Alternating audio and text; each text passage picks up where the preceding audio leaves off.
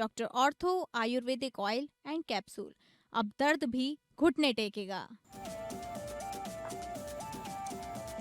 देहरादून में अपर मुख्य निर्वाचन अधिकारी ने मान्यता प्राप्त राजनीतिक दलों के प्रतिनिधियों के साथ की बैठक में विशेष गहन पुनर्निरीक्षण कार्यक्रम को लेकर हुई विस्तृत चर्चा।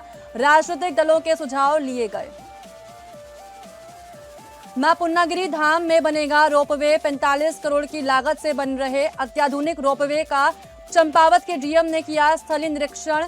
डीएम ने निर्माण कार्य में तेजी लाने के दिए निर्देश। रोपवे निर्माण से मां पूर्णागिरि धाम में दर्शन होगा आसान। उत्तराखंड की जंगलों में आग का कारण बनने वाला पिरूल बना पहाड़ की ताकत। चंपावत के भिंगड़ाड़ा में पिरूल से ब्रिकेट बनाने का मॉडल अब अरुणाचल में भी गूंजेगा।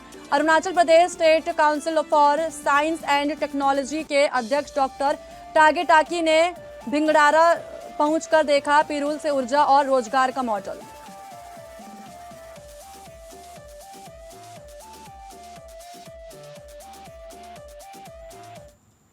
नमस्कार, आप सभी का बहुत स्वागत है उत्तराखंड बुलेटिन में और मैं हूं आपके साथ अंकिता सिंह। शुरुआत करेंगे बुलेटिन की। मुख्य निर्वाचन अधिकारी डॉक्टर BVRC पुरुषोत्तम के निर्देशों पर अपर मुख्य निर्वाचन अधिकारी डॉक्टर विजय कुमार जोगदंडे की अध्यक्षता में शनिवार को मान्यता प्राप्त राजनीतिक दलों के प्रतिनिधियों के साथ बैठक आयोजित की गई। बैठक में विशेष गहन पुनरीक्षण कार्यक्रम को लेकर विस्तृत चर्चा की गई एवं राजनीतिक दलों के सुझाव प्राप्त किए गए। अपर मुख्य निर्वाचन अधिकारी डॉक्टर विजय कुमार जोगदंडे ने बैठक में बताया कि ड्राफ्ट रोल में शामिल कुल 71 लाख मतदाताओं में से अनमैप्ड और विसंगति वाले 24 लाख मतदाताओं को नोटिस जारी किए गए थे, जिसके कम में 15 लाख से अधिक नोटिसों की सुनवाई कर दी गई। शेष पर कार्रवाई गतिमान है। उन्होंने बताया कि SIR प्रक्रिया पूर्ण रूप से नियम अनुसार संपादित की जा रही है।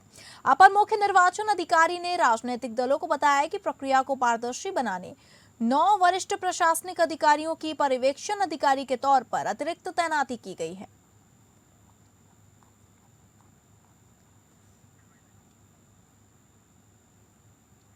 चंपावत के टनकपुर में आगामी 1 सितंबर को मुख्यमंत्री पुष्कर सिंह धामी के प्रस्तावित कार्यक्रम को लेकर तैयारियां तेज हो गई हैं। शनिवार को जिलाधिकारी मनीष कुमार ने डॉक्टर APJ अब्दुल कलाम राजकीय प्रौद्योगिकी संस्थान पहुंचकर कार्यक्रम स्थल समेत विभिन्न विकास कार्यों का निरीक्षण किया। इस दौरान डीएम ने इंजीनियरिंग के छात्र छात्राओं से संवाद कर उन्हें सफलता के मंत्र की दिए और नशे से दूर रहते हुए पढ़ाई के साथ फिजिकल फिटनेस व व्यक्तित्व विकास पर ध्यान देने की अपील की।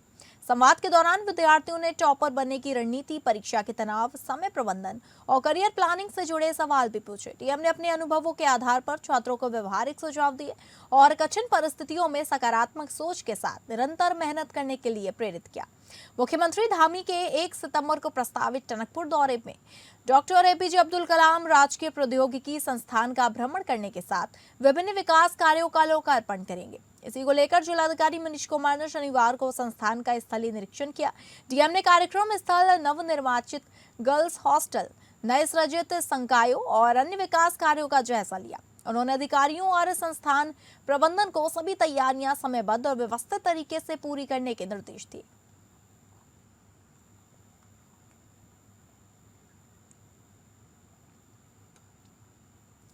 मां पूर्णागिरि धाम की यात्रा और सुगम, सुरक्षित और सुविधाजनक बनाने की दिशा में बड़ी पहल तेज हो गई है। मुख्यमंत्री धामी की घोषणा के तहत प्रस्तावित मां पूर्णागिरि माता रज्जू मार्ग यानी रोपवे परियोजना के निर्माण कार्य का जिलाधिकारी मनीष कुमार ने स्थलीय निरीक्षण किया। डीएम ने निर्माण स्थल का जायजा लेते हुए अधिकारियों और कार्यदायी संस्था के प्रतिनिधियों से परियोजना की प्रगति की जानकारी ली और काम में तेजी लाने के निर्देश दिए। करीब 45 करोड़ रुपए की अनुमानित लागत से तैयार हो रही है परियोजना अत्याधुनिक tri cable jig bag system पर आधारित है। रोपवे की लंबाई करीब 950 मीटर जबकि ऊंचाई लगभग 250 मीटर होगी। परियोजना के तहत 2 केबिन लगाए जा रहे हैं। प्रत्येक केबिन में 60 यात्रियों के साथ एक ऑपरेटर यानी कुल 61 लोगों के बैठने की क्षमता रहेगी। वहीं रोपवे के जरिए 1 घंटे में करीब 800 श्रद्धालुओं को आवागमन की सुविधा मिल सकेगी। मां पूर्णागिरि धाम पहुंचने वाले श्रद्धालुओं के लिए सबसे बड़ी राहत ये होगी कि रोपवे के जरिए करीब 5 मिनट में यात्रा पूरी की जा सकेगी। इससे लंबी और कठिन चढ़ाई से श्रद्धालुओं को राहत मिलेगी। खास तौर पर वृद्धजन, बच्चे और दिव्यांग श्रद्धालुओं के लिए रोपवे बड़ी सुविधा साबित होने की उम्मीद है। डीएम मनीष कुमार ने संबंधित अधिकारियों को निर्माण कार्य की नियमित निगरानी, बेहतर समन्वय और गुणवत्ता के साथ निर्धारित समय सीमा में परियोजना पूरी करने के निर्देश दिए। रोपवे शुरू होने के बाद मां पूर्णागिरि धाम में श्रद्धालुओं की यात्रा आसान होने के साथ ही क्षेत्र में धार्मिक पर्यटन को बढ़ावा मिलने की उम्मीद है। इससे स्थानीय स्तर पर रोजगार और स्वरोजगार के नए अवसर भी पैदा हो सकते हैं। मां पूर्णागिरि धाम में रोपवे परियोजना के पूरे होने के बाद श्रद्धालुओं को जहां कठिन यात्रा से राहत मिलेगी, वहीं चंपावत के धार्मिक पर्यटन को भी नई रफ्तार मिलने की उम्मीद है। अब निगाहें इस महत्वाकांक्षी परियोजना के जल्द पूरे होने पर टिकी हुई हैं।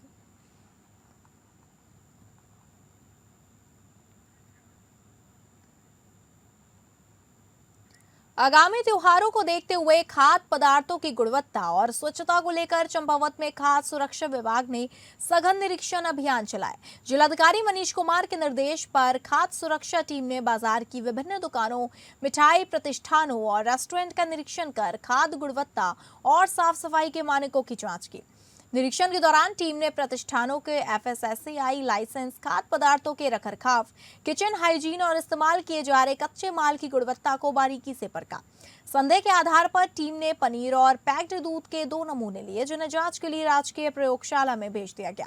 खाद्य सुरक्षा विभाग के मुताबिक लैब रिपोर्ट सामने आने के बाद यदि नमूनों में किसी तरह की कमी या मिलावट पाई जाती है तो संबंधित प्रतिष्ठानों के खिलाफ नियमानुसार कानूनी कार्रवाई की जाएगी। वहीं खाद्य सुरक्षा टीम ने कारोबारियों को सख्त निर्देश दिए कि खाद्य सामग्री की गुणवत्ता से किसी भी तरह का समझौता न करें। खरीदारी केवल पक्के बिल पर करने, खाद्य पदार्थों का उचित रखरखाव करने और प्रतिष्ठानों में स्वच्छता के मानकों का कड़ाई से पालन करने की हिदायत दी गई। त्योहारों के सीजन में मिलावटखोरों पर शिकंजा कसने के लिए खाद्य सुरक्षा विभाग की यह कार्रवाई आगे भी जारी रहने की बात कही गई है। निरीक्षण अभियान में वरिष्ठ खाद्य सुरक्षा अधिकारी योगिता तिवारी और सहायक दिनेश फड़त्याल शामिल रहे।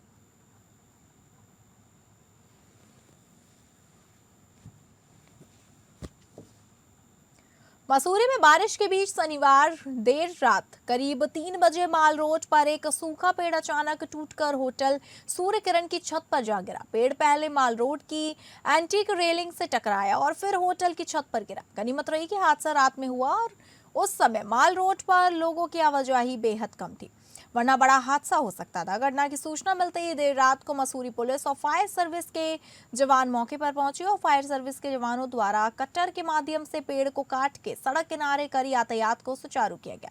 पेड़ गिरने से होटल की छत पूरी तरह क्षतिग्रस्त हो गई, जबकि नीचे खड़ी कार और अन्य सामान को भी नुकसान पहुंचा। होटल स्वामी अजय भार्गव ने बताया कि हादसे के समय होटल में कई पर्यटक ठहरे थे। उन्होंने प्रशासन और वन विभाग से माल रोड समेत मसूरी के अन्य क्षेत्रों में जर्जर और सूखे पेड़ों को चिन्हित कर हटाने की मांग की। स्थानीय लोगों का कहना है कि माल रोड पर कई पेड़ों की जड़ें सूख चुकी हैं। खतरनाक पेड़ों को हटाने को लेकर नगर पालिका और वन विभाग को कई बार अवगत कराया गया। नगर पालिका प्रशासन के अनुसार ऐसे पेड़ों को हटाने के लिए वन विभाग ने अनुमति मांगी गई है, लेकिन अभी अनुमति नहीं मिली है। वहीं हाल में माल रोड पर पेड़ों की लॉपिंग भी कराई गई थी।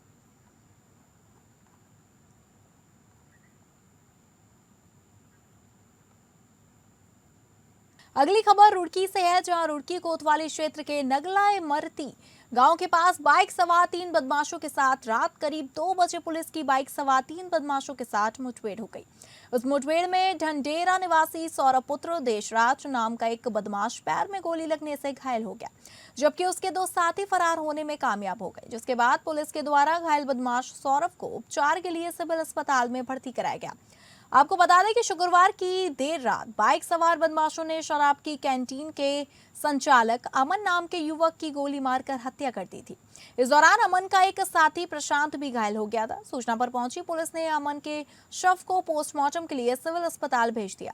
जानकारी मिली थी कि प्रेम प्रसंग के चलते अमन की हत्या की गई। घटना के बाद से ही पुलिस बदमाशों की तलाश कर रही थी, जिसके बाद पुलिस के द्वारा नगला इमरती गाँव के पास चेकिंग की जा रही थी। इसी दौरान पुलिस को बाइक सवार 3 बदमाश दिखाई दिए। पुलिस ने उन्हें रोकने का प्रयास किया, लेकिन तीनों बदमाश भागने लगे, जिसके बाद पुलिस ने बाइक सवार बदमाशों को घेर लिया।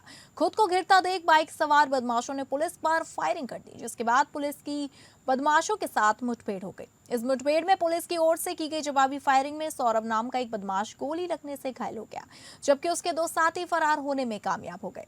पुलिस के द्वारा घायल सौरभ को उपचार के लिए सिविल अस्पताल में भर्ती कराया गया है, जहां उसका उपचार जारी है। पुलिस के द्वारा सौरभ के पास से हत्या में इस्तेमाल एक तमंचा भी बरामद कर लिया गया है। इसके साथ ही पुलिस अब फरार हुए बदमाशों की तलाश कर रही है। गोमती थाना क्षेत्र में घटनाक्रम हुआ है जो कल एक ब्रूटल मर्डर हुआ था अमन का। उसी के पॉइंट ऑफ व्यू में हमारी टीमें लगातार गश्त रखी और अभी थाने को एक सूचना मिली थी वो जो कल के अभियुक्त हैं वो अपने घर के आसपास कहीं आए हुए हैं, तो हमारी टीम ने तुरंत मूव किया। तो करीब 2:45 के आसपास ढंडेरा और नगला इमरती के बीच में एक बाइक में 3 सवार जा रहे थे। पुलिस ने उनको रोकने को बोला तो रुके नहीं, उनका पीछा किया। तो आगे जाके जब उनकी बाइक गिरती है तो उनमें से एक बंदे ने पुलिस की टीम पे फायर किया। पुलिस ने भी जवाबी फायर किया है जिसमें उसके पैर में गोली लगी है, जो अभी सौरभ को तेजपुरिया के नाम से हॉस्पिटलाइज है, घायल के तौर पर हम उसको लाए हैं। तो उसने ये बताया कि उसके साथ जो बाकी 2 लोग थे वो अर्पित सैनी और दूसरे का नाम है दीप यादव, वो 2 लोग फरार। पहाड़ों में जंगलों के लिए चुनौती माने जाने वाला पिरुल अब रोजगार, ऊर्जा और आत्मनिर्भरता का जरिया बन रहा है। चंपावत के भिंगराड़ा गांव में तैयार किया जा रहा पिरूल से ब्रिकेट बनाने का मॉडल अब दूसरे राज्यों को भी आकर्षित कर रहा है। इसी मॉडल को समझने के लिए Arunachal Pradesh state council for science and technology के अध्यक्ष डॉक्टर टागे टाकियो और श्री टागे ताग्यो भिगरांडा पहुंचे। पहाड़ की पिरुल, जिसे कभी जंगलों की आग की वजह माना जाता था, आज वही पिरुल ग्रामीण महिलाओं के लिए रोजगार और आत्मनिर्भरता का साधन बन रही है। चंपावत के भिंगराड़ा गांव में तैयार हुआ पिरुल ब्रिकेटिंग प्लांट अब उत्तराखंड की सीमाओं से बाहर की पहचान बन रहा है। अरुणाचल प्रदेश से पहुंचे वरिष्ठ वैज्ञानिक एवं तकनीकी प्रतिनिधियों ने प्लांट का दौरा कर इसकी कार्यप्रणाली और संभावनाओं को करीबी से समझा। वहीं भिंगराड़ा में स्थापित पाइप नीडल ब्रिकेट प्लांट में जंगलों और आसपास के क्षेत्रों से एकत्र किए गए पिरोल का वैज्ञानिक तरीके से इस्तेमाल कर ब्रिकेट तैयार किए जा रहे थे। यह परियोजना उत्तराखंड राज्य विज्ञान एवं प्रौद्योगिकी परिषद यानी यूकोस्ट के वित्त पोषण तथा CSIR भारतीय पेट्रोलियम संस्थान देहरादून द्वारा स्थापित की गई है। दौरे के दौरान डॉक्टर टागे ताकी ने प्लांट की पूरी कार्यप्रणाली को समझा और पाइप नीडल से ब्रिकेट तैयार करने की प्रक्रिया के साथ इसके पर्यावरणीय और आर्थिक लाभों की जानकारी ली। भिंगराड़ा की इस कहानी की सबसे खास बात यह रही कि यहाँ की महिलाओं की भूमिका। दूरस्थ पर्वतीय गांव की स्थानीय महिलाएं प्लांट के संचालन से लेकर पिरुल के संग्रह और ब्रिकेट तैयार करने तक की जिम्मेदारी संभाल रही हैं। यानी पिरुल केवल जंगलों से निकलने वाला कचरा नहीं रहा, बल्कि महिलाओं के लिए रोजगार और आय का साधन बन गया है। डॉक्टर टागे टाकी ने महिलाओं की इस पहल की सराहना करते हुए इसे प्रेरणादायक बताया। उन्होंने कहा कि तकनीक, अवसर और सहयोग मिलने पर ग्रामीण महिलाएं स्थानीय संसाधनों के जरिए रोजगार पैदा करने के साथ पर्यावरण संरक्षण में भी महत्वपूर्ण भूमिका निभा सकती हैं। भिंगराड़ा का मॉडल देखने के बाद अरुणाचल प्रदेश में भी पाइप नीडल जैसे वन आधारित बायोमास से ऊर्जा उत्पादन और रोजगार सृजन की संभावनाओं पर चर्चा हुई। डॉक्टर टागे टाकी ने संकेत दिया कि भिंगराड़ा से प्रेरणा लेकर अरुणाचल प्रदेश भी इसी तरह के मॉडल को अपनाने की दिशा में प्रयास किए जाएंगे।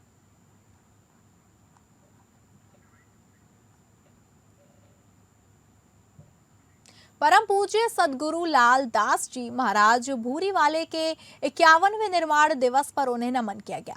पूज्य महाराज सदगुरु लाल दास जी ने मानवता की सेवा को ही ईश्वर की सच्ची पूजा माना और यह सिद्ध किया कि प्रभु तक पहुंचने का सबसे सरल मार्ग पीड़ित और जरूरतमंदों की सेवा है। इस अवसर पर कैबिनेट मंत्री मदन कौशिक ने कहा कि प्रधानमंत्री मोदी के दूरदर्शी नेतृत्व में हमारी सरकार देवभूमि उत्तराखंड को विश्व की आध्यात्मिक राजधानी के रूप में स्थापित करने के अपने संकल्प के साथ निरंतर आगे बढ़ रही है। इसी उद्देश्य से केदार खंड, मानस खंड, मंदिरमाला मिशन, हरिपुर कालसी स्थित पौराणिक यमुना तीर्थ के पुनर्द्वार एवं हरिद्वार ऋषिकेश कॉरिडोर और शारदा कॉरिडोर जैसी महत्वाकांक्षी परियोजनाओं पर तेजी से कार्य किया जा रहा है।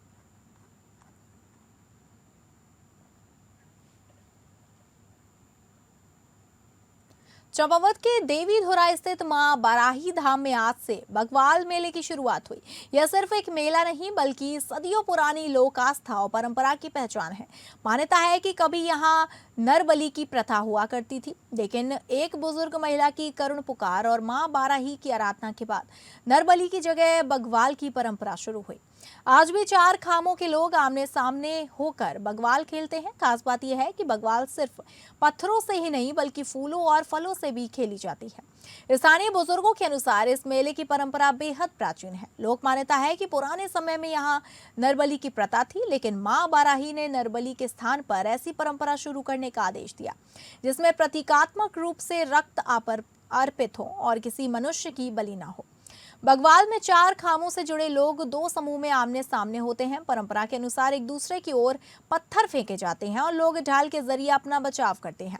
लेकिन बग्वाल का स्वरूप सिर्फ पत्थरों तक सीमित नहीं है। कई स्थानों पर और अलग अलग परंपरागत रूपों में फूलों और फलों से भी बग्वाल खेली जाती है। यही विविधता इस ऐतिहासिक आयोजन को और खास बनाती है।